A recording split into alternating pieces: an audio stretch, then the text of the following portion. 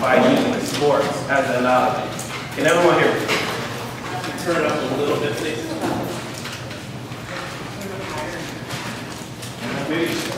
Put it closer to that. All right, is that better? Yeah. All right, perfect. All right, so to get us started, just get the group involved. So, in your opinion, please raise your hand. What makes a champion?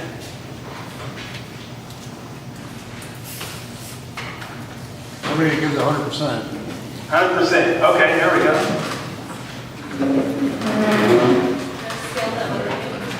Skill.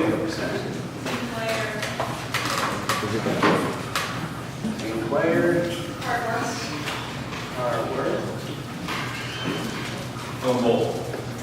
Fumble. Okay.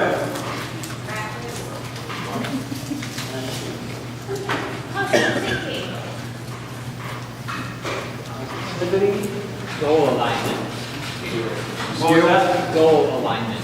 Goal line. Okay. Skill? All right. Skill. You said skill? Yeah, skill. Okay. I think we got that. One more. Come on, winning the last game of the season. Winning the last game of the season. Good. Good. I like your style.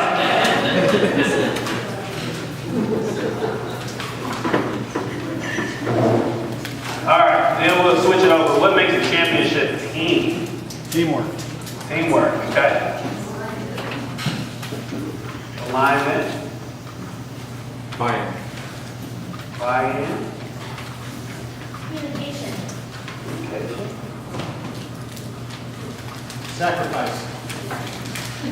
Sacrifice. Okay. Good coach.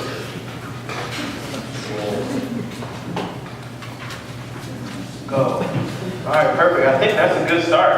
I really like the feedback that we've got. I think this is going to relate a lot when it comes into the conversation. So I'll first start off with my qualities as a champion.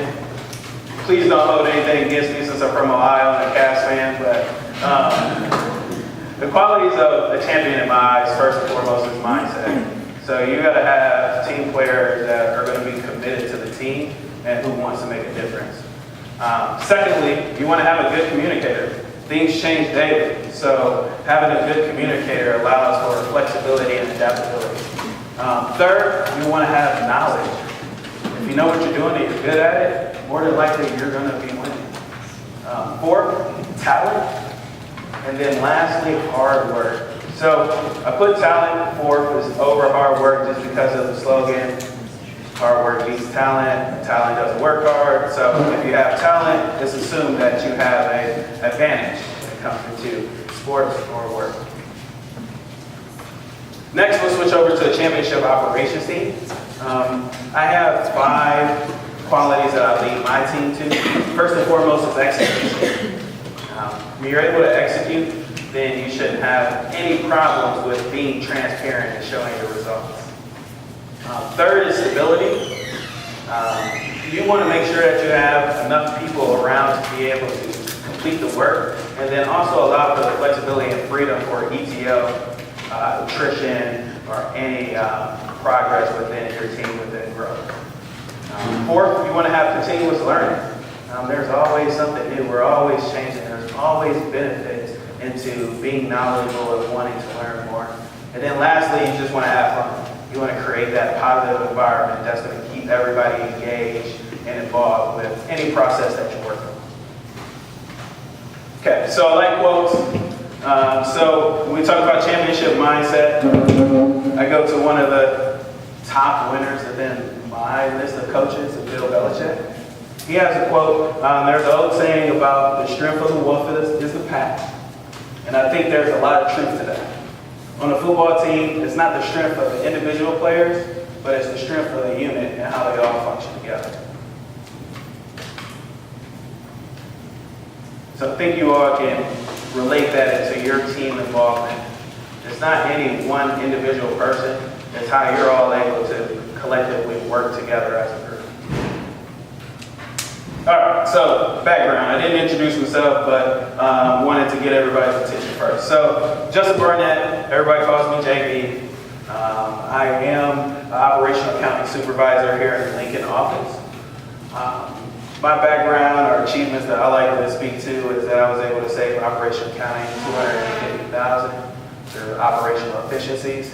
Also have an engagement survey of 95%. And lastly, department goals met 86.5. Background as far as schooling, my undergrad's in accounting, and I have an MBA in organizational development. And then lastly, the reason why I'm here is I'll be telling the story at the end of this presentation relating to my national championship in 2008. All right, so quick outline, we're going to talk about what Agile is and why it's helpful. And then also we're going to talk about the role of a leader in Agile. Here, the role of a leader does not mean that if you're a supervisor, manager, or product owner, you're the only ones that should be paying attention to this conversation. Each and every one of you can be the leader on your team. So hopefully you'll be able to get a lot out of this presentation.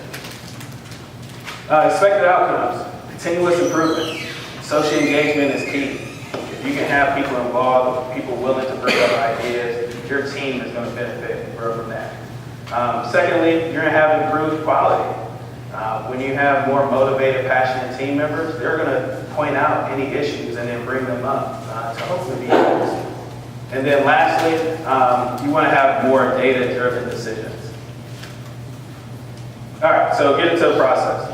So went on Google, checked definition of Agile, and when I saw Agile, it read a method of project management, especially for software technology that characterized by the division of tasks into short phases of work and frequent reassessment and adaptation of plans. So coming from the operations side, the business side, when I read this, first thing that I see is software. So then I think this is only an IT methodology. However, if I take out a couple words, I think this will be able to relate to both sides of the spectrum. So Agile, a method of management that's characterized by the division of tasks into short phases of work, frequent reassessment, and adaptation of plans. Just taking out a couple key words opens up this to the whole spectrum of management and leadership and running a team. When I see running my operational team specifically, every day is almost like a sprint. Every day is its own game. And my goal is to have my team win more than we lose. Now, we'll talk about more about how we get to that, but when you can create an atmosphere of competition and winning and losing, that provides more motivations for your team.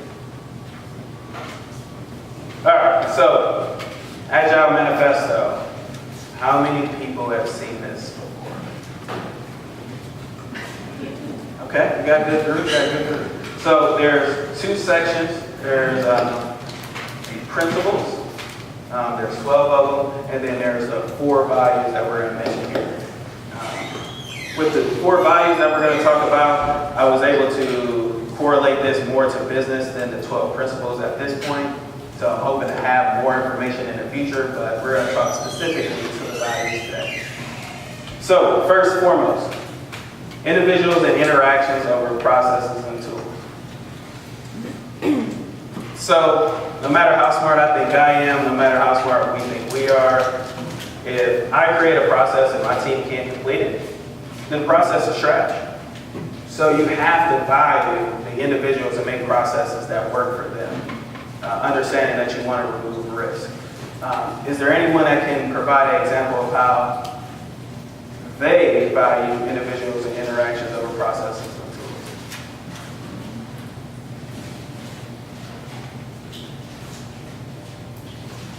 Okay, no worries there, no worries there. Hopefully we can get some more here later down the road. So Agile Manifesto number 2, a working product over comprehensive documentation. At the end of the day, we want to make sure that we're able to get the job done. So when you have a working product, it's easier to document how that change is going to transition to new people or to new teams. So when you have a working product that removes the risk for error, and you're able to get through projects quicker.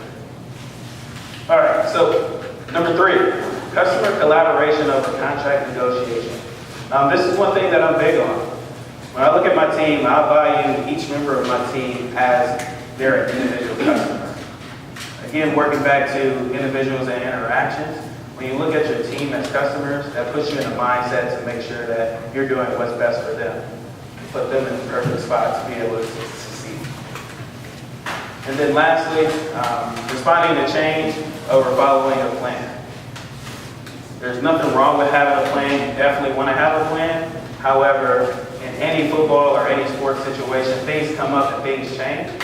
So you want to have a team that's ready, able, and flexible to be able to adapt that plan to meet the current need.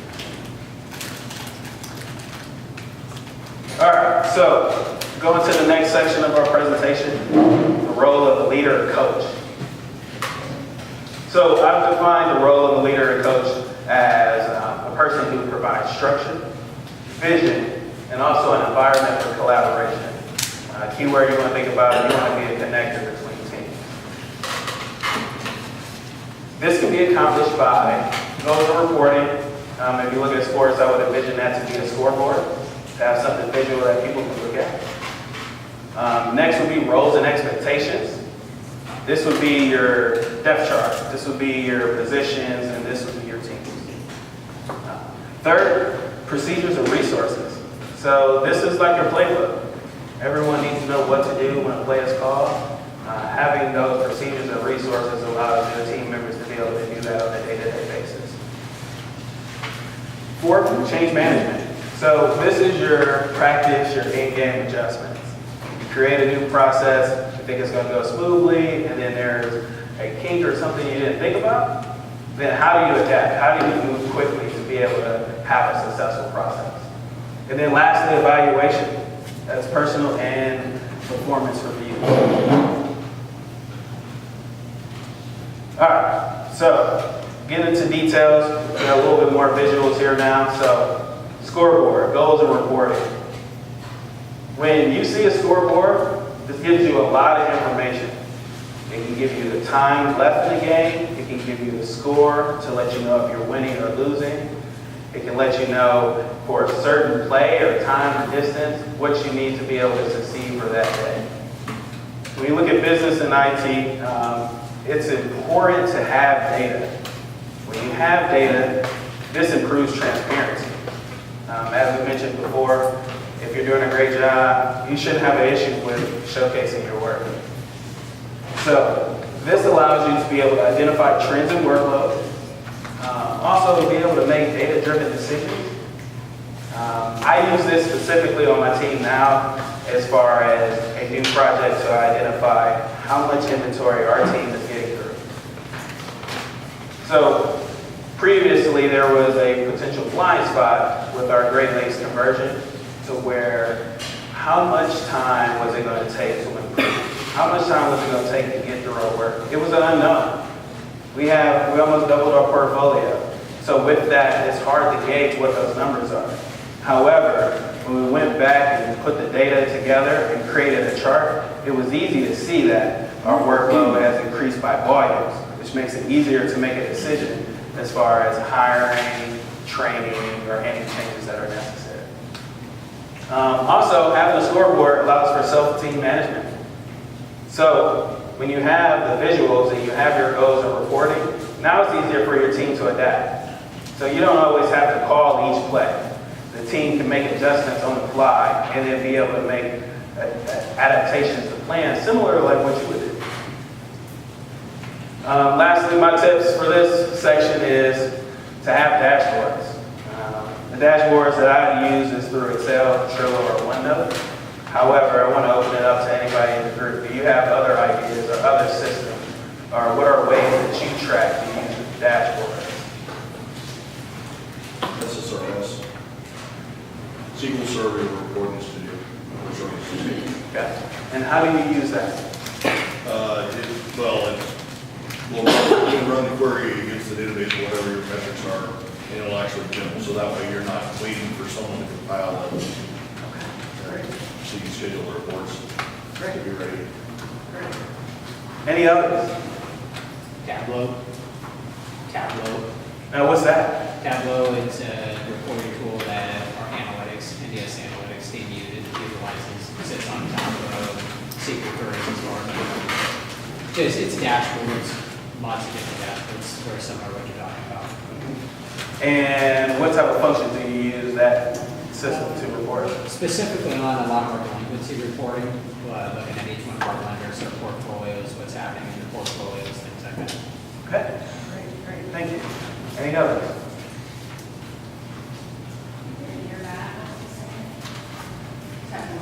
Tableau. Said he uses that for delinquency tracking. Similar to SQL background that BD was talking about as far as for reporting on that. All right, so moving to the next section, roles and expectations. When I became supervisor over my reconciliation reporting team, I asked a simple question. What's the difference between accountant 1, accountant 2, and accountant 3? And no one can answer it. That was because when we were a team, everyone was doing everything to help and contribute. However, when you don't have roles and expectations to separate that out, no one knows what to do when a play is called. To be scrambled. So, with that, having roles and expectations, it improves accountability. Everyone on the team knows what the other person needs to do. With that, I have a picture here of a basketball team. What you see here is that there's 5 boxes, which represents 5 positions.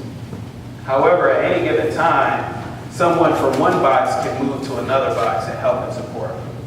When we talk about stability, that's something that you want. Even though you have separation and roles and expectations, you never want to have silos. So by having those roles and expectations, it makes it easier to be able to account for all of the work that you do. So for that, my tips in this section is first and foremost, document all the tasks. I had a specific situation with my team as well. When you have a knowledgeable team member, they know a lot about the work and they can sometimes just do things that no one on the team knows. It just gets handled and there's never issues.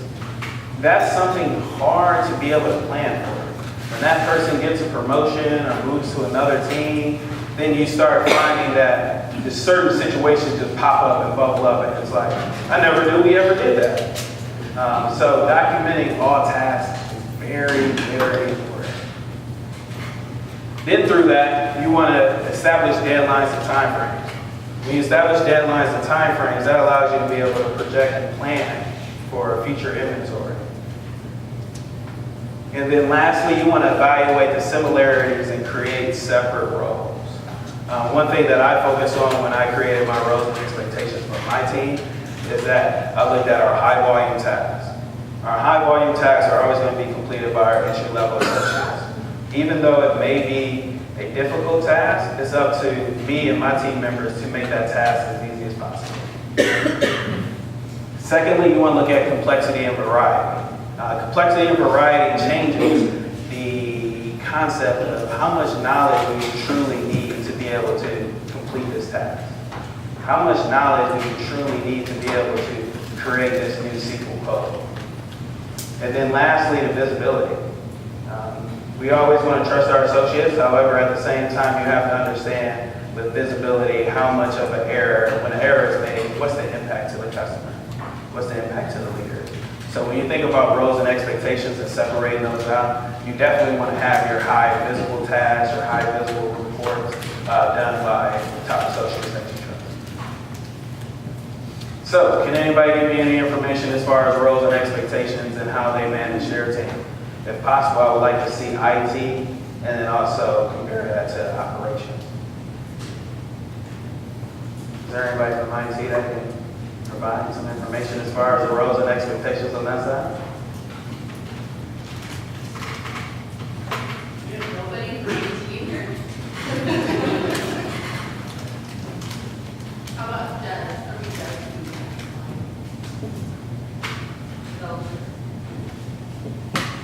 Okay. Anybody like to give any background as far as what specifically even your roles and expectations are compared to other team members on your team? I'm a technical lead developer, so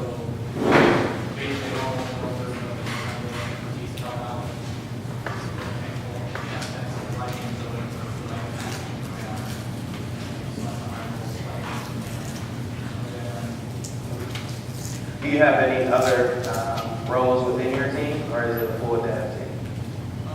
Yeah, there's PAs on our team. Okay. So how does those roles relate to each other to create the perfect product? Well, so that way you have other people double check their work and getting other people like that. Business side ones. Head down. Perfect. That's a great example. Thank you. Business operation. Anybody have any feedback they'd like to give? My team, I pretty much provide support for certain products and develop new products when needed. Okay. So do you have different roles within your team? Yeah, we do. Yeah. Different people support different systems. I'm with the imaging team, so we take care of FoulNet, Kapow, and Kofax products. So we have specialized people for each area. So. Okay. Perfect. Perfect. Thank you so much. All right. So we'll move to the next section, documentation. So this is similar to your playbook. So using basketball analogy again, sometimes when it comes into operation accounting and reconciliation, there's a lot of people that's like, I don't know what you do. I just don't want to impact your work. So I relate this similar to this play. All I see is arrows just going everywhere. The objective of the game is to be able to score a basket. But what does the green line mean? What does the red lines mean? What does the blue lines mean? So when you think about a playbook, you think about documentation, this is the opportunity for you to be able to improve your training and development. The tips for that is to use workflow or work schedules to be able to assign tasks. Just like in this play, one person has to move this way, it impacts another. So when you have tasks that are assigned out, those people are able to communicate on their own. My coach always used the statement that I can't play the game for you. So even though in the business environment, yes, supervisors, leaders can help out, at the same time, you want to be able to have a team that has autonomy to be able to run themselves on their own. Additionally to that, process maps are very important because some people are visual learners compared to more written down procedures, line by line steps. So by having both, this now aligns and makes it able for team members to be able to learn based off of their different strategies. Okay, so moving on to tips for change management. So, doing some research and was able to find that 43% of employees are distracted 21 to 75% of the day.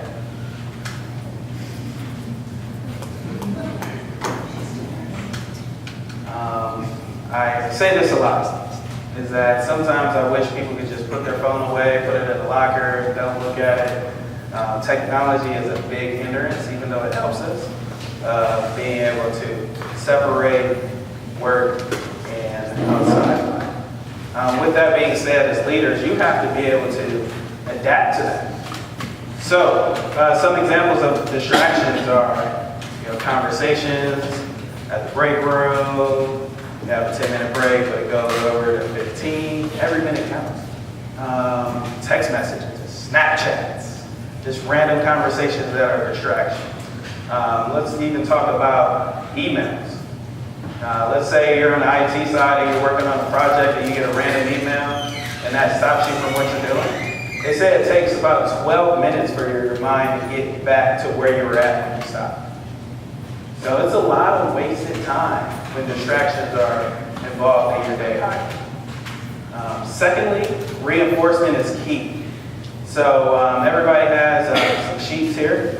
We'll be talking a little bit more about reinforcement later. But I want to stop right here. And I want to answer the first two questions if everybody has this sheet.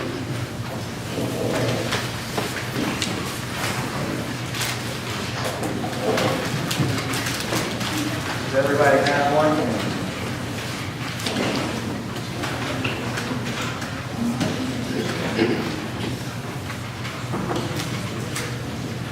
Okay, so a little bit of a pop quiz. When we talk about reinforcement, I'm not giving anyone any answers today. But when we talk about reinforcement, the mission and vision statement is what's supposed to drive this company. So, do you know what the mission and vision statement for Nelnet is?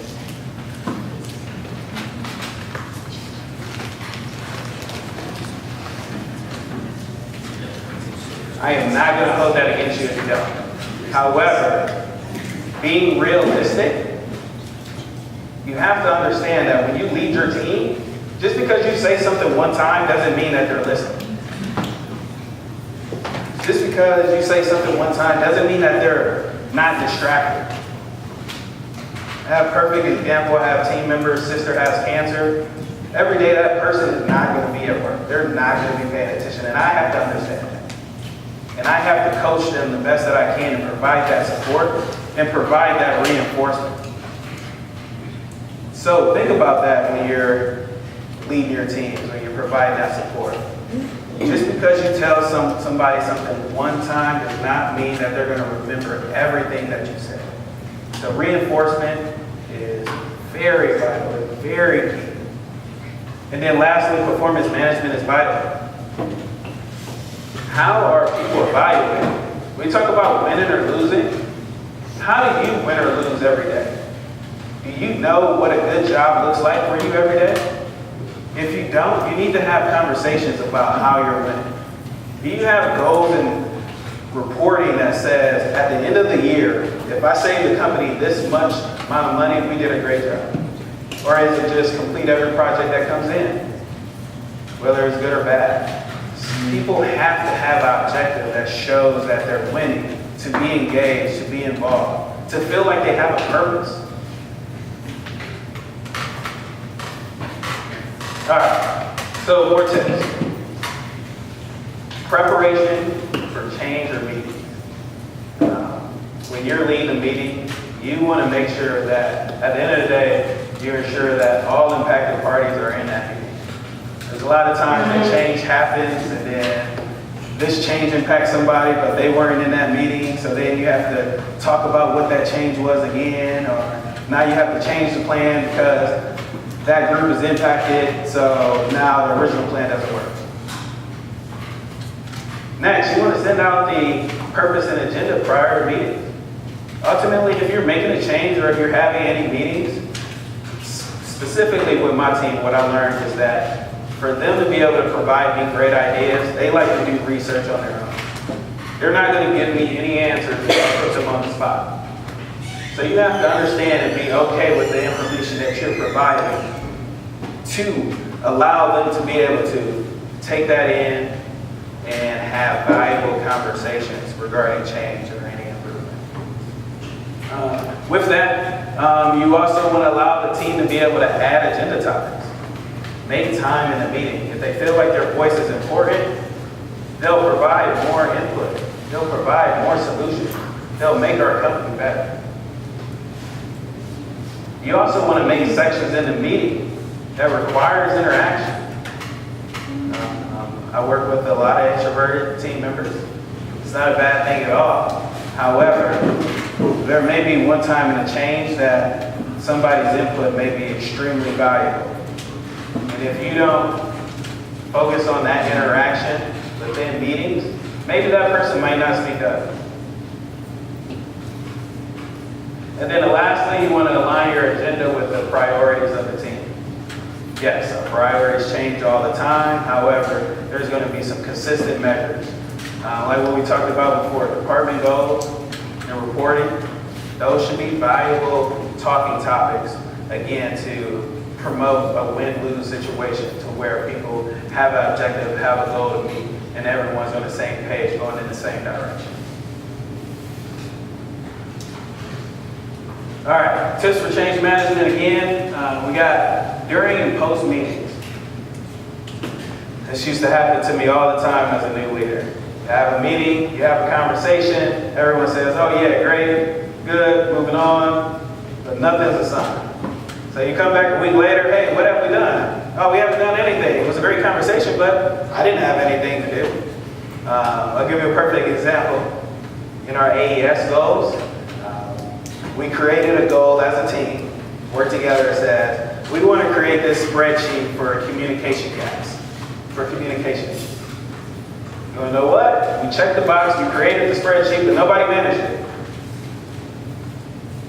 So you want to make sure that your responsibilities and your expectations for next steps are clearly defined. All I had to add was 2 words, create and maintain. That changed the whole conversation. But if you don't have those responsibilities assigned, there's a chance for wasted time within any change. And then lastly, you want to establish deadlines.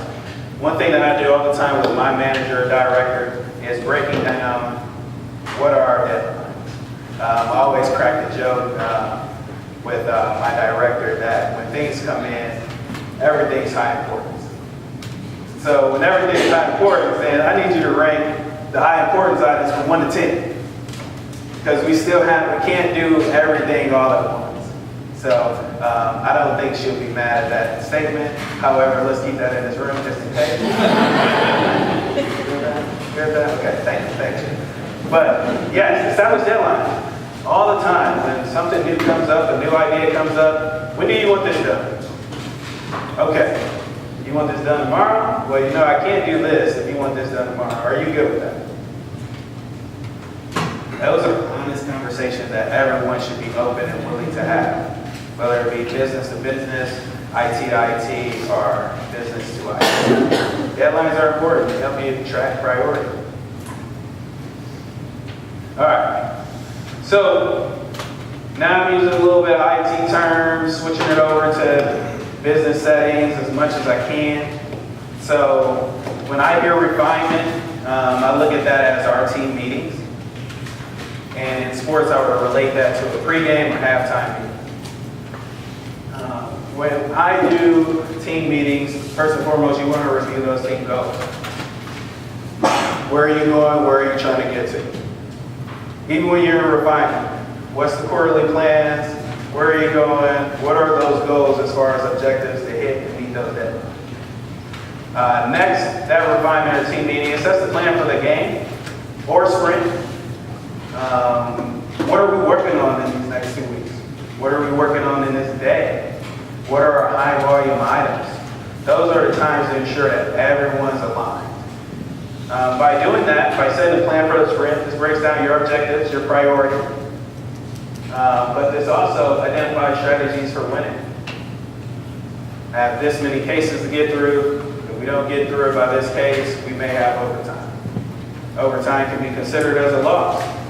Did we not project right? Did we not plan right? Why are we having additional time that we did not meet those goals? For myself, again, you want to reiterate that team feedback, but I keep my meetings to 30 to 60 minutes. Based off of my team, we have changed, but we also have processes, so it doesn't change that quick. For that reason, we have bi-weekly team meetings where we talk about any change that's coming in the future that may impact, and then we also just level set and talk about how we're doing. Is it the third quarter and we're down by 6 and we need to make some adjustments? That's what we're talking about. Are we up right now? However, I need to keep everyone focused to make sure that we don't slip up when it comes to month end and our monthly deliverable reports are due. You have to remember that things change so much. Just like we go back to the Nelnet mission and vision. You never know what people are going to be looking at. When you go back to 3 years ago and you look at performance, how well did we do 3 years ago? More than likely, we're going to go to those department goals. So that's going to be first and foremost. Think about that. What are you doing to make a difference? All right, so next we'll move to huddles or stand-ups. I think this is pretty common, so I'll move quickly through this one. First and foremost, it's all about action. It irks me, just to be honest, to go to a stand-up meeting and everyone says, oh, this is what I did yesterday. I have confidence that you're going to get everything done, so I don't need to hear about what you did yesterday. I need to know if there's any challenges. I need to know if you have any roadblocks. I need to know if you're going to be done with projects so I can plan and put something on your plate before you run out of time or before you run out of work, because every minute counts. I need to hear about action. With that being said, my huddles, stand-ups commonly are 15 minutes. I do that bi-weekly as well. This is my time to speak to the team, to be able to keep everybody on the same page. Any quick changes that come up, we talk about it, move on, get back to work. All right, so this is something that I coined that's new. I call it a stop meeting. This is similar to a timeout. So, example for a stop meeting is when email chains get 5 or more replies deep. It's so stressful managing those emails. 3 people are replying to a little email, then there's a new one, then you gotta try to loop everything back in to make sure that everyone's on the same page. If you get the 5 emails, just stop. Just stop, get in the room. It'll probably be a 10-minute conversation, and now everybody can get back to work. So stop meetings are important. Again, just similar to other meetings, you want to make sure that you involve impacted parties, and you also want to make sure that the subject and purpose are clearly defined. Now, my rule for 5 emails may not be the perfect number. That may be different for everyone. There may be processes that require more email chains, but hopefully by getting everyone in the same room, that can move conversation and move action quickly. All right, then lastly, we'll move to retro. So this is your post-game review. From a business standpoint, I like to call this my State of the Union address. So hopefully at the end of the year, we've won. Hopefully we won a championship, everyone's smiling. I got my team up here now. We're just celebrating a good year at that time this summer. You want to review those department goals. You want to review your accomplishments. Some things to think about to keep people engaged is how many process improvements did you have that year? How much money did that save? Now people can put something together and say, yes, I made a difference. You know, how did quality control improve? Did we make less errors? Is there less high priority tickets for something that blew up? Whatever that may be, removing those distractions. This is a good time to reward the team. Also, you want to use this time to brainstorm for new ideas.